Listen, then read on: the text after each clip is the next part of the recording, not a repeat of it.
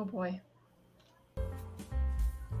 We are live. Hello and welcome. I'm Juhli, Social Marketing, and this is my lovely co-host. Hi, I'm Deb Alcadinho with Business for Social Good. And welcome to the Wonderful Women Business Networking Show, the show where we shine a light on wonderful women, professional women, their passions, projects, and all the good stuff that they offer. May I invite my wonderful co-host, Deb, to share our territorial acknowledgement, please. Thank you, Julie. So Julie and I both come to you from the unceded territorial lands of the Lekwungen and Songhees people, otherwise known as Victoria, BC. Thank you so much for that. I appreciate it. And with that, we have some wonderful guests for the show today. Shall we go ahead and invite our first guest, Deb? Yes, please. You can decide which one. I think they're both backstage. Oh, wonderful. And I do actually only see one guest backstage. Do you see two guests backstage, Deb? I can't see the guests backstage, only you can. Okay, very good. Clearly, I'm still getting comfortable with our wonderful StreamYard live streaming video tool. I see we have our first guest backstage. I'm going to go ahead and bring Zoey on the screen with us now. Perfect. Welcome to the show, Zoey. How are you today? I'm great, thank you. How are you? Doing great, thank you. Hey, and Deb, Zoey, I know you know this organization fairly well. Would you like to introduce Zoey? Oh, absolutely. Hi, Zoey. Welcome to our show. So Zoey is with Wear2Start, a long-time organization here in Victoria, BC. And I'm actually not going to steal the thunder from Zoey of the lovely introduction that she is going to give us for what Wear2Start does. So Zoey, so pleased to have you with us here on the show today. Zoey, before you start, I'm seeing quite a delay on my screen. Are you ladies seeing that, or is it just my screen being glitchy? Yeah, I'm not seeing a delay. You are as well, Zoey? Yeah, but I thought it was my my internet because I'm in Souk, so a lot of time there is a delay. Okay. Well, maybe it's just you and I then. So with that, Zoey, please take it away and tell us, a bit about yourself and your position at Wear2Start, and then of course share with us what Wear2Start does and who they serve, please. Sure. So as you mentioned, my name is Zoey Wells, and I am the program manager for Wear2Start. I've been with them since October, so not a long time, but so grateful to be working with such an amazing group of women. And essentially, I mean, at the basis of what we do is we're there to support women in whatever journey they're on.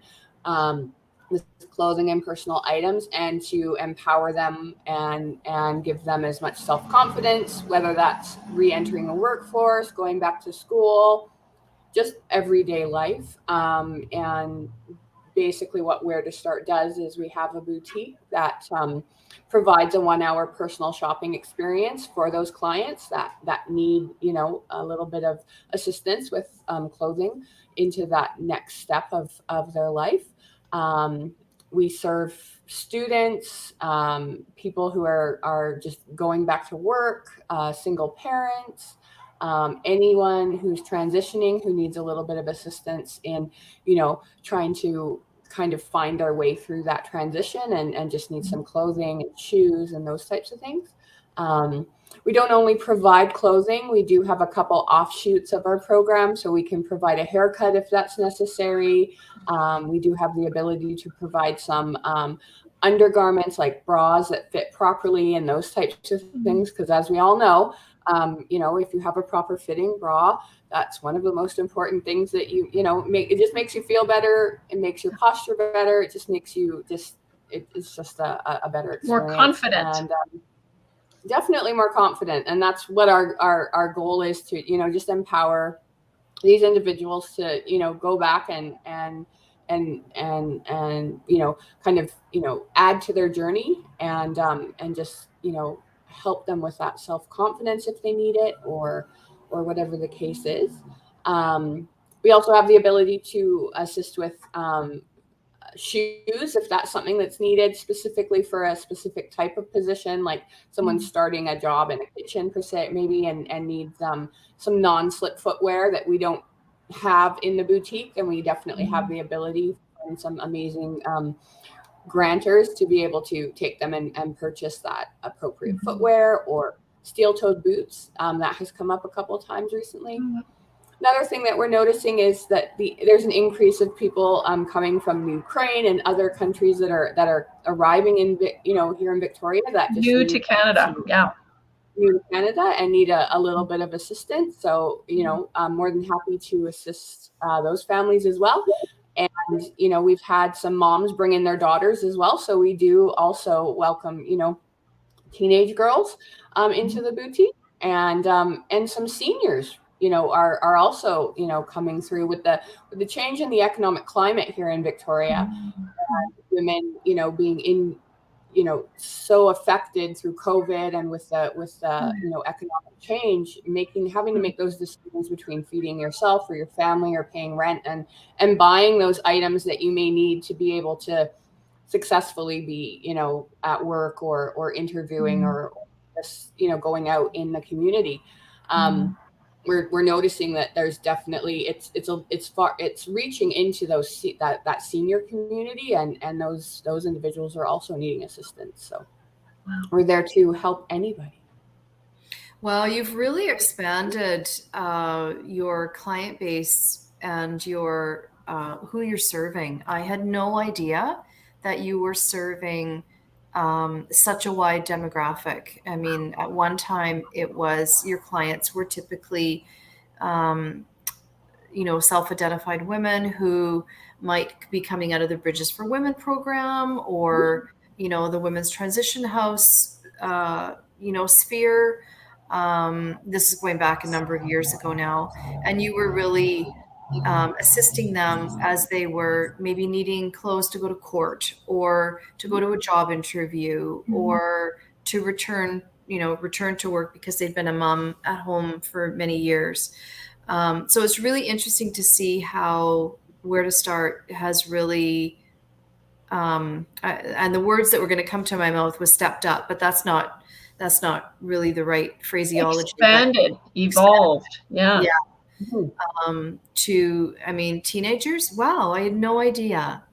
And senior ladies, that's amazing. What an amazing community resource.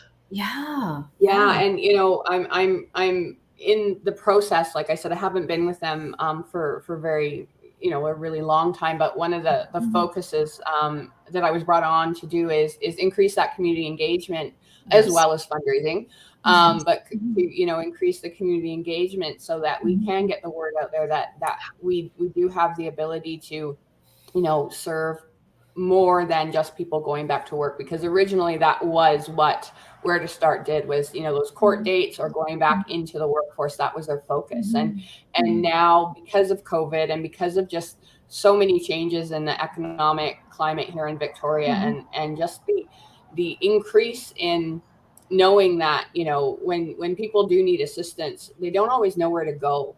Yes. And also removing the stigma of accessing those services. Right.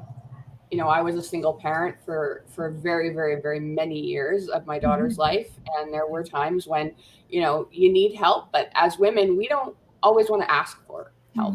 And so, just having those really honest and transparent conversations with anybody who will really listen to me, and just putting that information out there, and letting people know that we're there to assist in whatever way we can, and that asking for help is definitely it's a skill that I've had to learn, and it's been a long journey. And I think that just removing that stigma of it being a negative thing, and changing the conversation into more of a positive, encouraging it.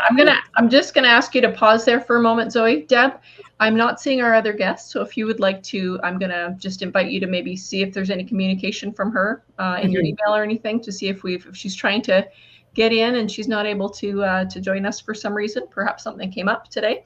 But I want to go back to you, Zoey. I think your thought around really reducing the stigma and encouraging, having more people in the community know that you have expanded who you serve and what you're offering. And I'd love to hear more from you about how can the community support you? So I know you have an amazing roster of volunteers. I'd love to hear more about that. And I'd love to hear more about how can the community support you? So for example, are you looking for some more clothing donations that would be potentially for teens? You know, because people might not know that's something you might need. Or so tell us more about how we can support you. And I'm going to actually add to that questioning, and that is, who are good collaboration partners for you? Oh, yeah. So what do you need from the community, and who are good collaboration partners for you? Love it. That's such a big question. If I start with the clothing donations, our community in Victoria is so generous. And, you know, we get so many donations that space is always one of our biggest problems. So one of my folks, like housing the clothing that you're gonna, space as in storing the clothing. In the boutique. So one of the other focuses is increasing the number of clients that we serve through the boutique, so that all of the amazing clothing that we get in, we can actually get it into the hands of the people that need it the most. Sorry, my computer went. There we go. And just making sure that we have enough people coming through the boutique to take out what we're getting in. People are so very generous. A couple of the always looking for donations for are the very tiny sizes, so 4 and under. And then the larger sizes, so like 18, 20 plus. So those are the two, ends of the spectrum where we have less availability. But I am noticing that there are more and more clients that are needing those sizes. So we're always, in need of the really small sizes, the larger sizes. It's always seasonal. So it has to be within the season. Unfortunately, we can't take winter clothes in the summer. We just don't have the space to store those items. And we're always looking for people who, want to participate in maybe not just donating their personal clothing, but who also want to help us fund some of the other parts of Wear2Start. One of the focuses recently is our hosiery. I called it hosiery program because intimates just sounded a little too personal. But everybody who we see usually needs a bra of some sort. And so they need to be new. And so, I'm always looking for people who want to donate either funds or, purchase those new items and bring them in. The same would be said of leggings. Leggings are one of those staples that every single client that comes through the door is in need of black leggings. Everybody wears them all the time. And it's something we run out of on a weekly basis, I gotta say. Socks in the winter time, all of those items need to be new because of hygienic reasons. So those aren't things that we necessarily get through, all of our amazing donations through the community. When it comes to people that we partner with, we can partner with anybody who's willing to, participate and wants to give back. I'm always interested in talking to people who want to volunteer their time, depending on what their interest is. Right now, I'm going to be starting to recruit for event-based volunteers just because we're doing more things out in the community, and we just need some people who have some flexibility, who want to support us in that capacity. The more volunteers we have, we can do more events.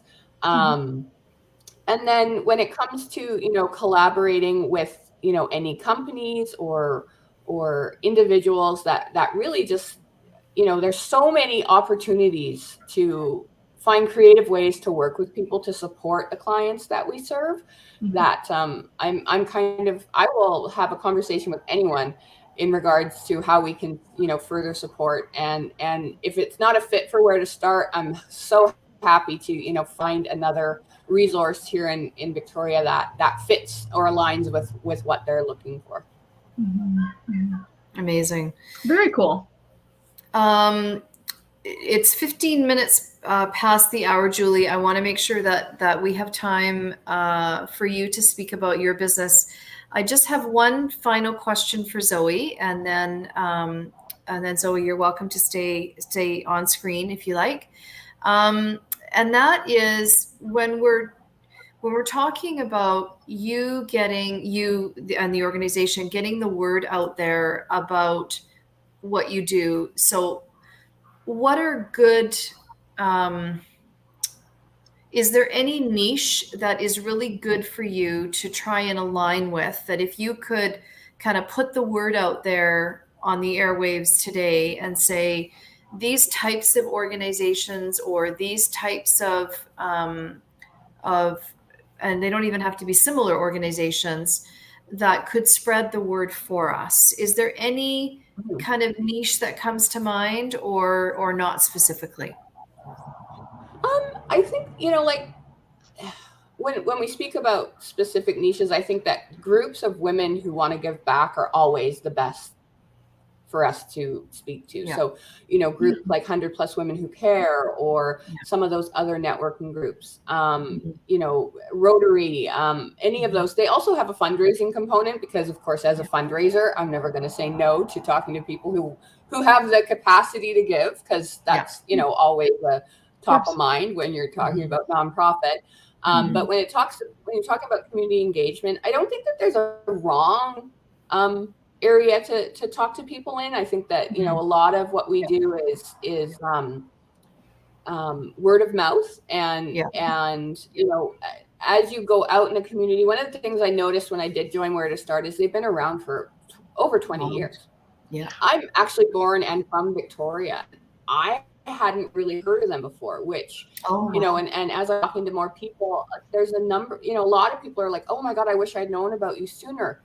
So that kind of tells me that there's a little bit of opportunity to kind of just, the more I talk to people and the more people I meet, like both of you, and just, the more things we do out in the community, and we just talk to people about what we do, those relationships and opportunities and fundraising, they kind of all just happen, naturally. And that's the amazing part is once people kind of know what we do, they want to help, and I want to help them help. So, it creates this community of giving and community of gratitude that I think is so important post pandemic. I think it's more important than ever, and just helping people to do what it is in their hearts that they want to accomplish. So if you can stay on a couple of minutes after our show goes off air, I have two things that I want to suggest to you for granting opportunities. So just hang tight if you can stay with us for a couple of minutes past the half hour. Thank you so much, Zoey, for sharing a bit about Wear2Start and educating our audiences. What an incredible community resource. Yeah, absolutely. And when Julie gets the show, when Julie posts the replay, then she will post all of the links for you. We'll make sure to put the link to your website, and if you have any other links you want to share with me for the audience, I'll be glad to share them. Yeah, you bet. Yeah. Amazing. So thank you. And is that okay for you? Want to stay on screen with us? Is that okay with you, Zoey? Yeah, I'll stay. Yeah. Okay, that sounds good. And Deb, were you thinking you haven't seen or heard anything from our other guest? No. Something must have come up in her world. So we'll just proceed. I would have interjected if I had very good. Had an alert from her. And so with that, to wrap up, we will just share a little bit briefly about our businesses. Is that what you're thinking, Deb? Yeah. Yes, exactly. I was just going to do that. Yeah. Would you like me to start? Yes, please. Okay, very good. And so I've mentioned my business is Sandy Social Marketing Training, and I focus on helping people get comfortable with all this technology, LinkedIn, all these online tools, etc., so that they can build relationships that will help support their business goals. I do find the technology can be a barrier. So just getting people comfortable with how to use the tools effectively really helps you build relationships and increase your visibility online, just as we are doing video here to help increase our visibility, creating content. helps increase your visibility and helps you to stay top of mind, to increase referrals from people that already know you and potentially have more people discover you and make you more shareable as well. If someone enjoys a piece of content, they may share that with their audience or share it in a private message with a friend, as an example.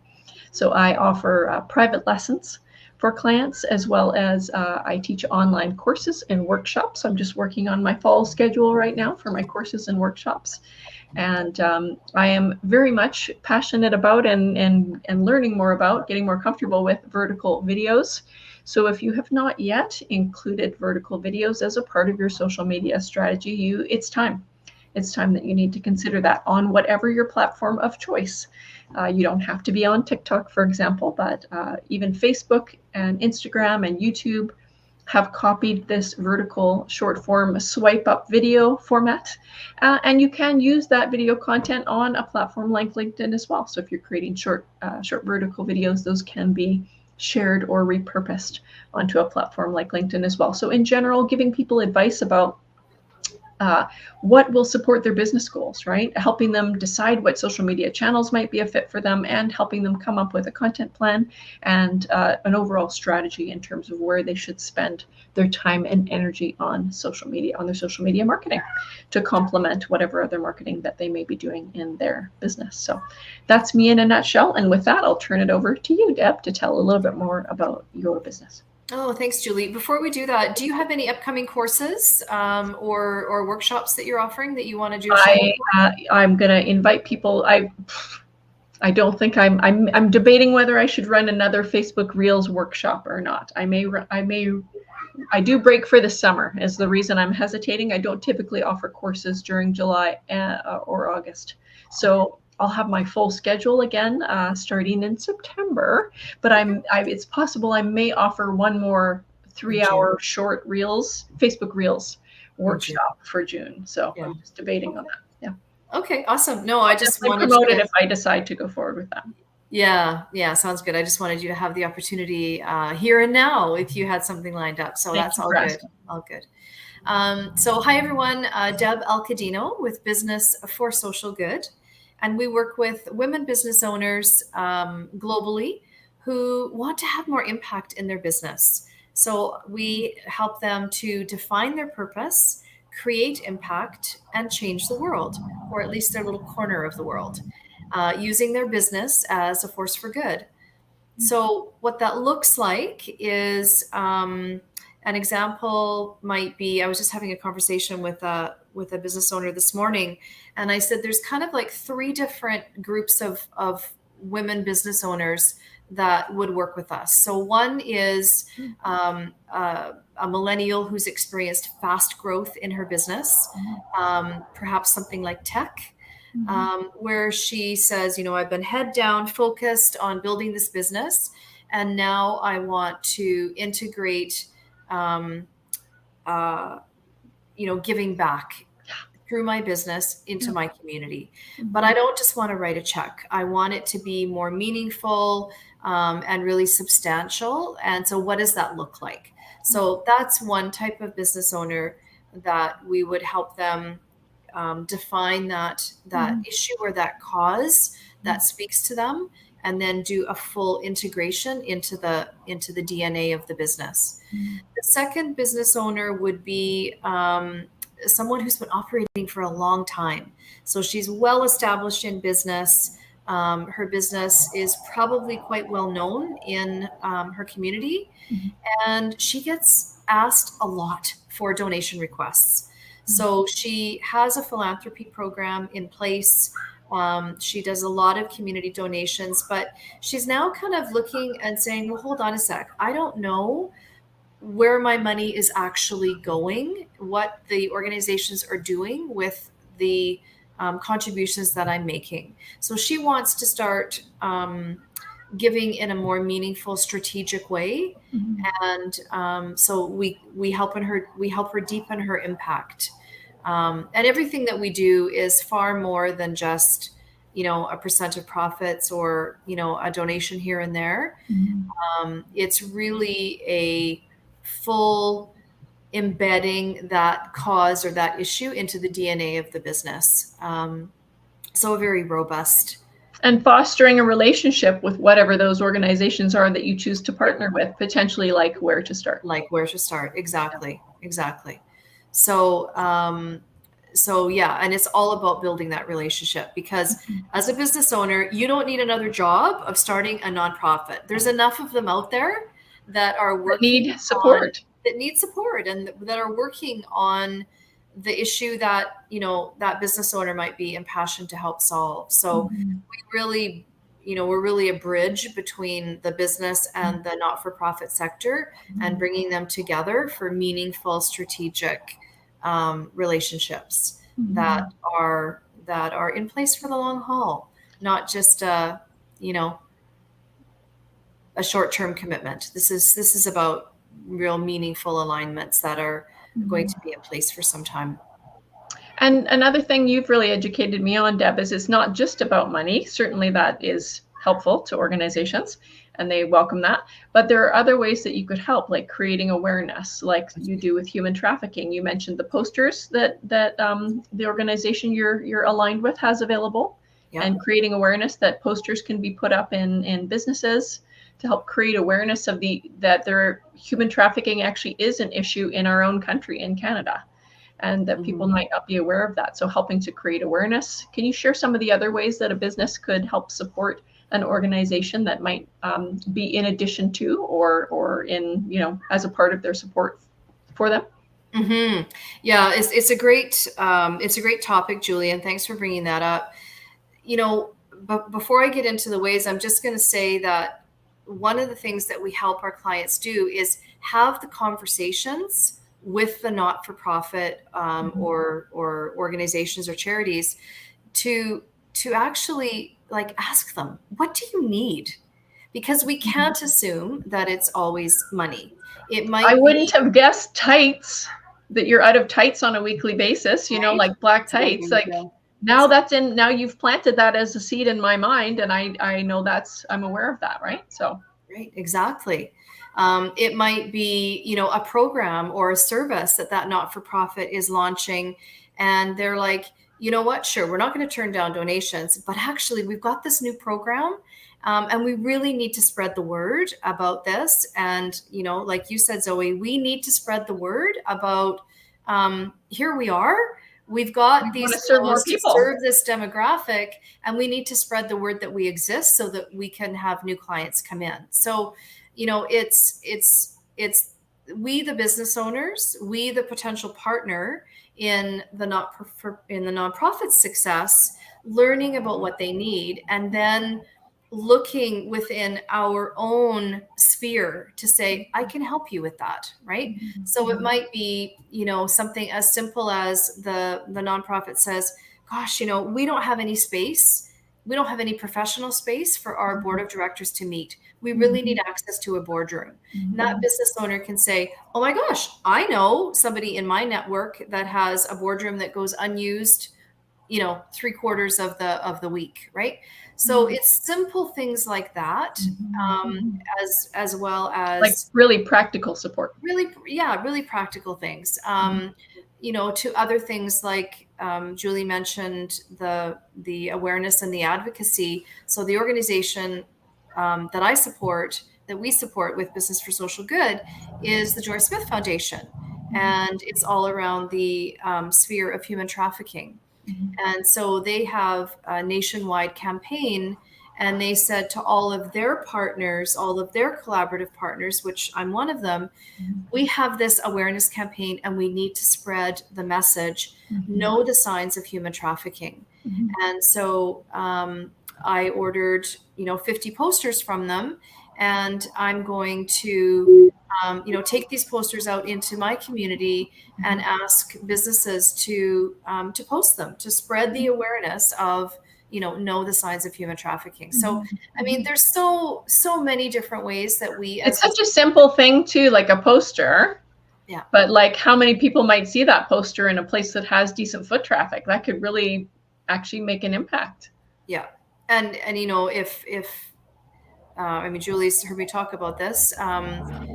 Less than a kilometer from where all of us live, someone is being trafficked. And so by In Canada, Starbucks in Canada, right? In our own backyard. So, me putting a poster up in a Starbucks, and I educate one person, or one person has some awareness that they didn't have before. It's that whole. It could help somebody. Yeah, exactly. So, yes, there's many different ways that a business owner can help a not-for-profit or charity through ways that are other than financial donations. We just have to ask. Yeah. What do you need? Yeah, exactly right. Yeah. So, and with that, my dear, we are at our half hour all of a sudden, just like that. So that's my cue to turn on our music, if I remember. And our banner, if you want to do that. Yes. Oh, for heaven's sakes, I'm terrible. No, it's good. This has been the Wonderful Women Business Networking Show. Thank you so much for spending time with us today watching. We encourage you to connect with Zoey at Wear2Start to learn more about the organization or have those conversations that could potentially support her. And if you're interested in social media marketing advice or social impact advice, of course, Deb and I are at your service. Thank you so much for watching. Have a great rest of your day. Thank you. Bye, everyone. Bye.